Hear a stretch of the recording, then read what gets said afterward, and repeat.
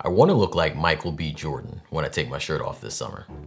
Matter of fact, that's not a bad reason for one to eat more protein. Although, it shouldn't be the only reason you're considering. Of course, protein supports building muscle, but it also supports your immune system, hair, skin, blood, hormones, brain, and so much more. So it could be pretty understandable why switching to a plant diet or just adding more plants into your diet, there may be concern on where to get your protein. Option for plant-based protein shouldn't and is not limited to just powdered supplements.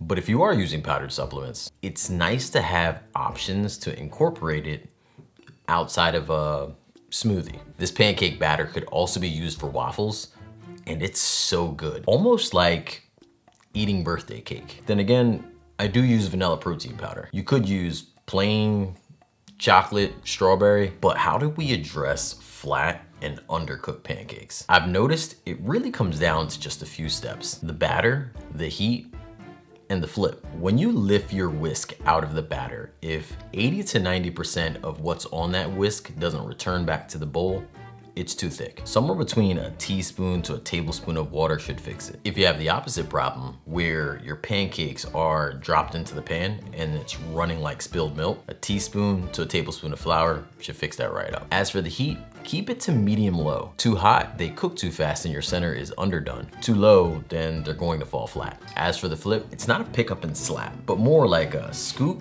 and turn. By the way, pancakes are probably the furthest thing from a Michael B. Jordan body.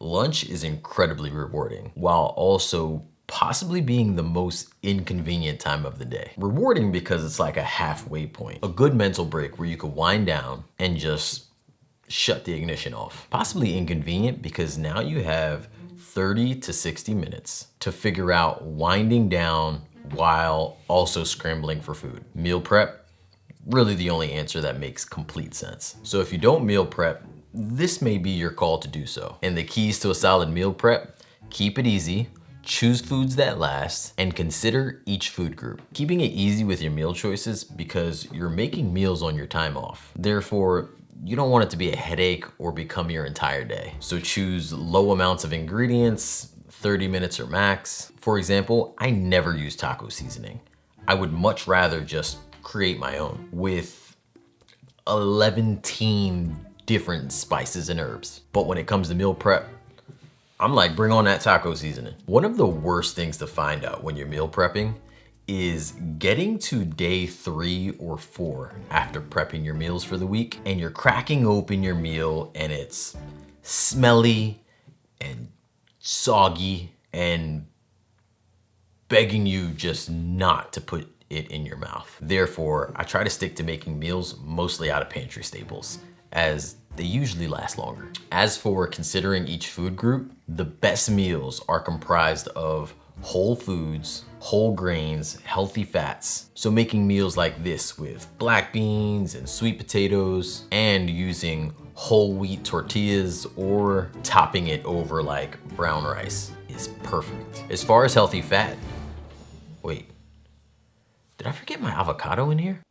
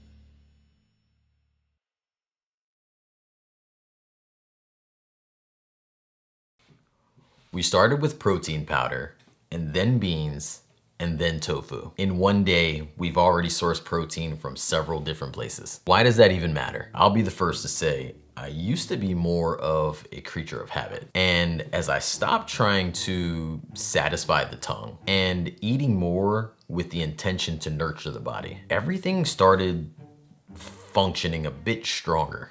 So my goal is to eat more in moderation. So this has helped me with balancing things such as calories, carbs, fats, vitamins, minerals. It's like taking a multivitamin without actually having to remember to take a multivitamin. If you haven't eaten tofu before, this cooking method is actually a really good beginner way to get introduced to eating tofu. I still use this method today, as I found it wasn't only just a good method to start. The cornstarch on the outside helps crisp up the tofu. This way, tofu feels less like chewing on a dodgeball. As for the homemade sauce, it tastes a little like teriyaki that leans a little bit more garlicky. And I love pairing this up with brown rice and broccoli or quinoa and whatever other green I have on hand at the time. Tofu is one of the biggest sources of plant protein, but it is also certainly one of the most different textures to get used to, at least for me. That